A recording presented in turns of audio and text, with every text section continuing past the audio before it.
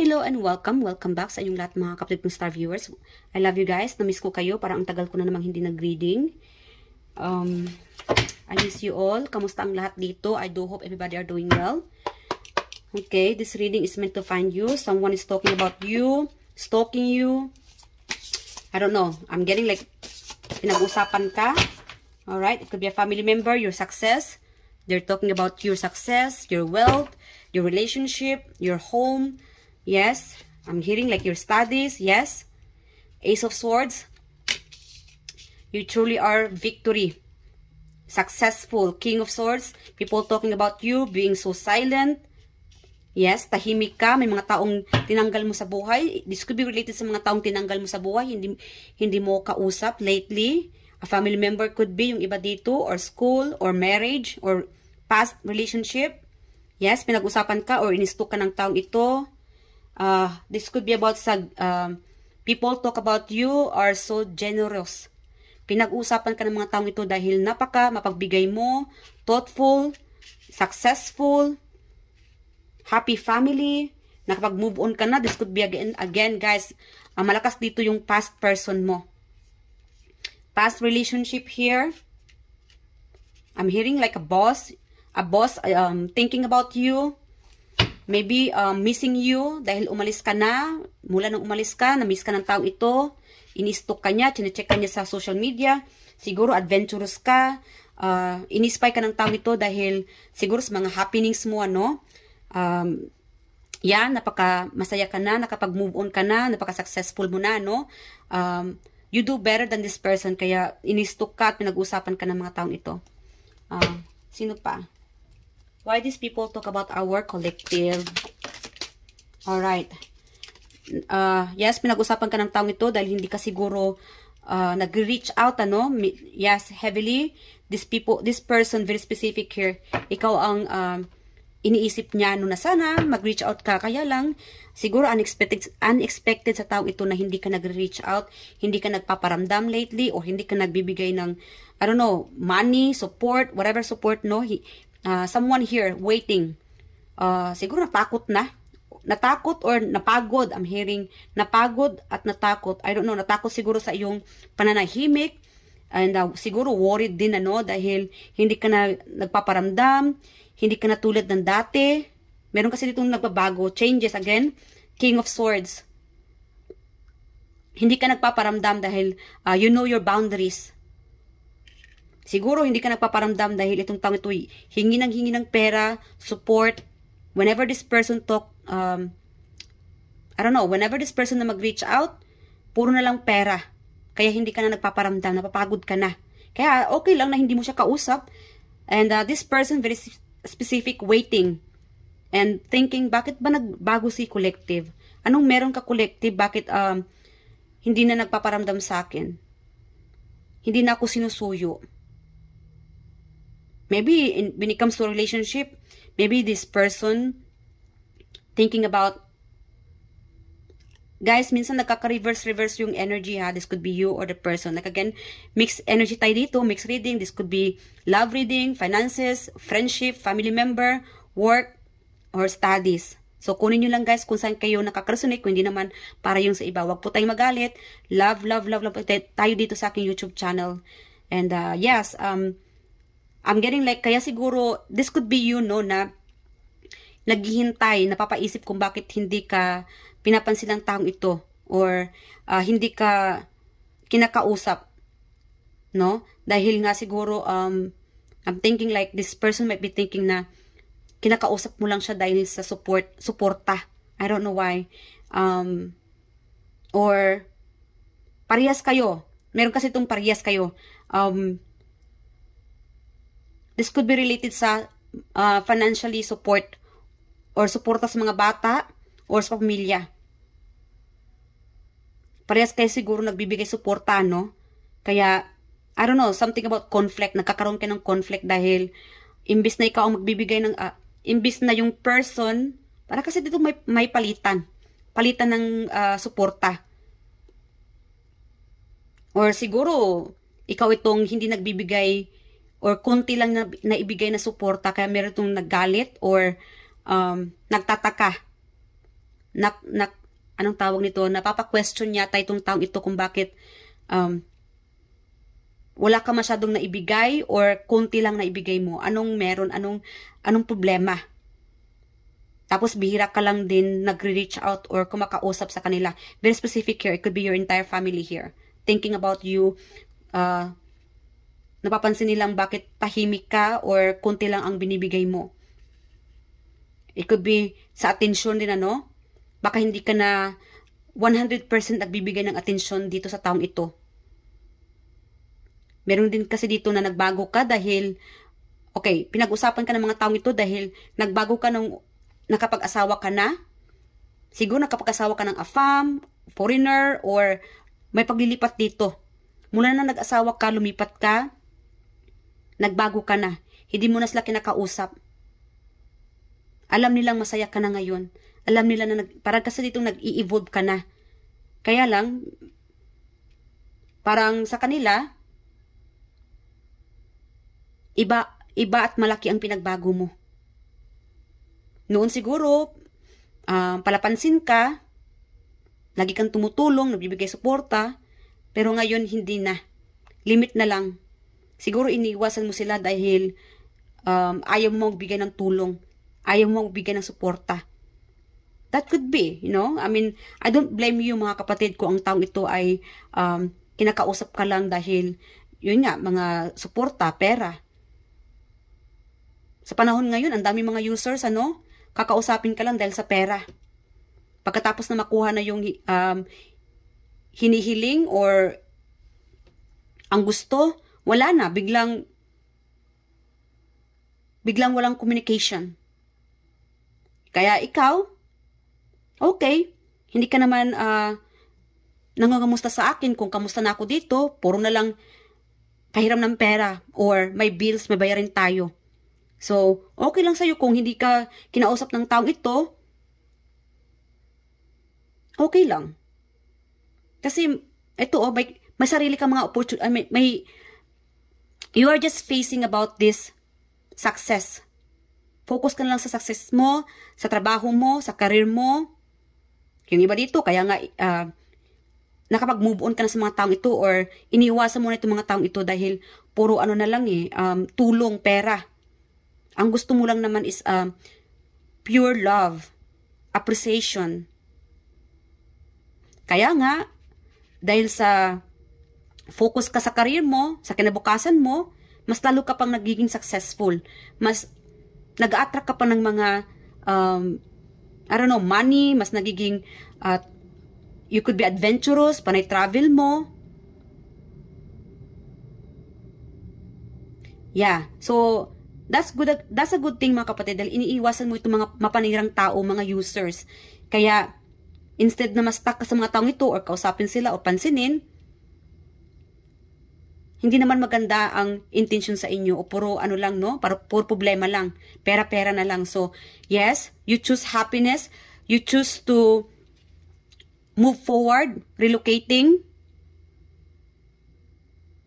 Nakapag-move on ka na from the past.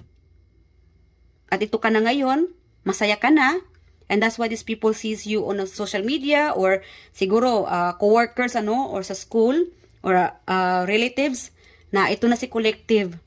Masaya na si Collective sa kanyang bagong karelasyon ngayon. Masaya na si Collective sa kanyang career ngayon. Meron din itong boss, a boss of yours thinking about you, missing you. Yeah. Meron ditong engagement, success, wedding, yes. It could be, siguro, past ex, no? Alam niya na engaged ka na siguro, very specific here. Yeah. You might be dealing with a person na napaka egoistic.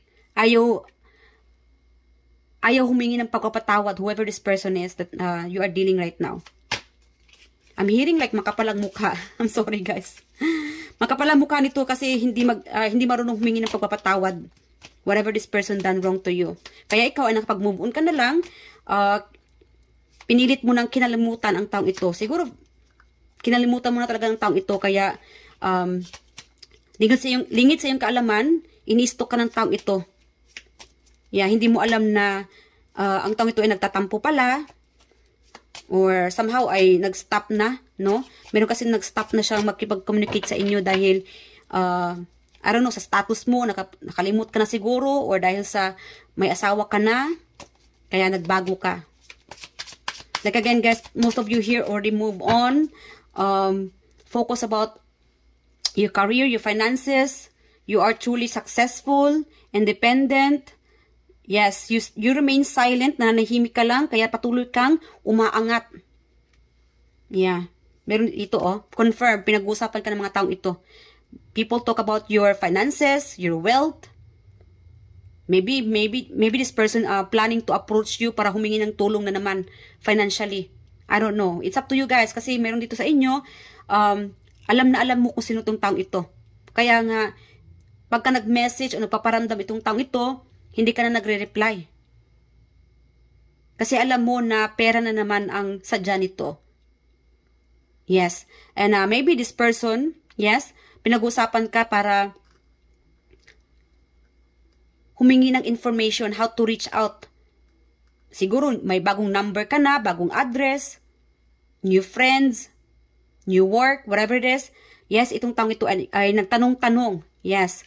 Nagtanong-tanong siya kung paano mag-reach out sa iyo, or lately kausap mo ba siya, kamusta ni sige ito ganyan, kamusta na ba si collective ngayon, ganyan. And yeah, most likely parang nagkakaroon siya ng hope, ano? Siguro humingi siya ng tulong para to reconnect with you, whoever this person is. Alamin natin kung sinong taong gusto magkaroon ng reconnection. Kuha tayo ng initial spirit. This person na gusto makipag-reconnect sa ating mga collective. Pinag-usapan ka, tinatanong ka niya sa ibang mga tao, family members, number 8. Siguro gusto makipag-close ulit sa inyo. Sino itong gusto makipag-reconnect?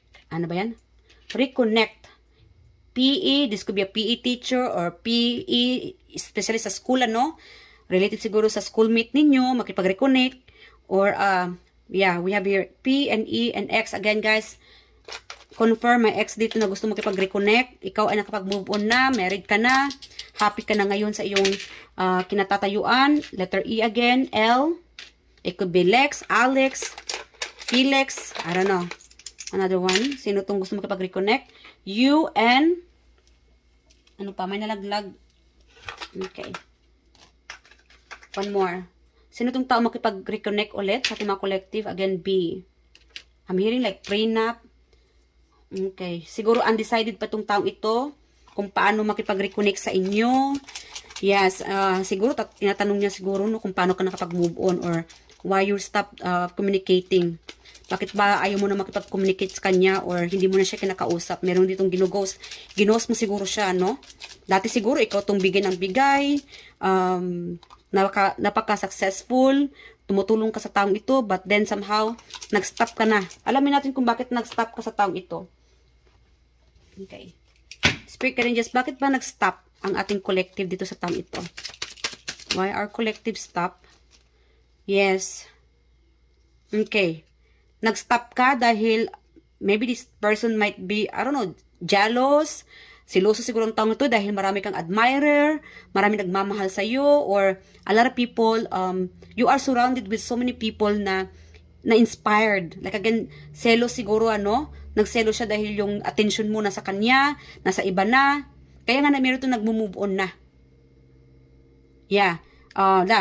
Napag-usapan ka, pinag-usapan ka ng taong ito, in-spy ka ng taong ito, at nagsiselo siya dahil yung attention mo nasa iba na.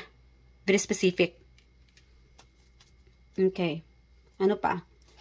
Okay. We have here, like again, new relationship. An ex na naman. Confirm. Malakas dito yung ex. Pinag-usapan ka, in-spy ka niya. Tinatanong-tanong ka niya sa iba. Kamusta na si collective? Again, we have here H, another B. Yeah. Pinag-usapan ka niya, you guys are truly admirable. Ina-admire ka pa rin ng taong ito. And gustong humingi ng tulong. Like again, ikaw itong ayaw mo na. Kasi alam mo na ginagamit ka lang siguro ng taong ito or chinis-chismis ka siguro dahil siloso or inggit. Yeah, so Ikaw yung taong matapang. Nakapag-move on ka na, masaya ka na, and you don't need these people. Kaya nga nakapag-move on ka na, no? Dahil napaka-toxic ng taong ito, or napakasiloso, or I don't know, mahilig manakit, or it could be verbally, no? Napaka-harsh ng taong ito kung manalita sa inyo, no? And hindi niya iniisip yung feelings ninyo. Kaya ikaw ay, okay, move on na lang ako, doon na lang ako makipagkaibigan o makipagbarkada sa iba na kaya akong protektahan, kasi hindi ako piniprotektahan ng taong ito. Like again, may ex dito na hindi ka kayang pinoprotektahan, kaya nag-move on ka na, or married ka na sa iba. Siguro there could be third party, may ibang involved, a family member could be na involved, at hindi ka, hindi ka pinoprotektahan ng taong ito.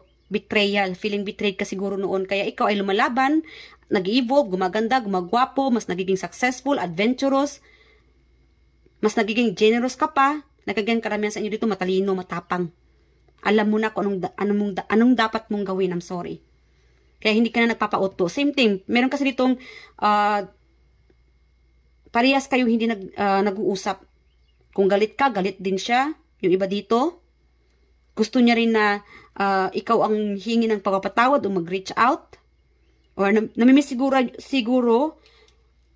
namimiss ka siguro ng taong ito na ikaw yung naghahabol. Kaya hindi siya sanay.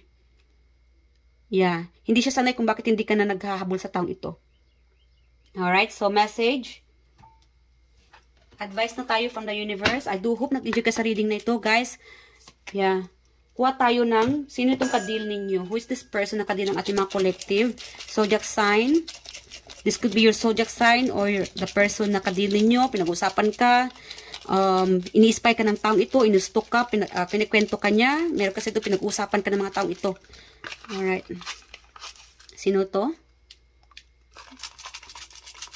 Kuha tayo ng, okay, we have here Aquarius, number 12, December could be, or 12, siguro mag-reach out ang taong ito. Hindi makatiis. Number 6, yes, 6, 7, 5, 12, baka winning number mo ito, mga kapatid. And 3. Yes, again, number 8.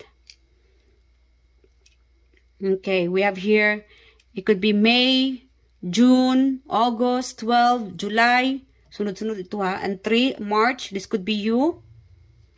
This could be you na pinag-usapan ka or silent treatment. Parehas kayo hindi nag-uusap. Nananahimik.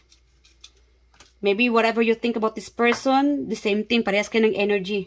Nananahimik na lang. Or nakikinig, nakikibalita na lang anong balita ninyo, geto ganyan. Whoever this person nakadili nyo.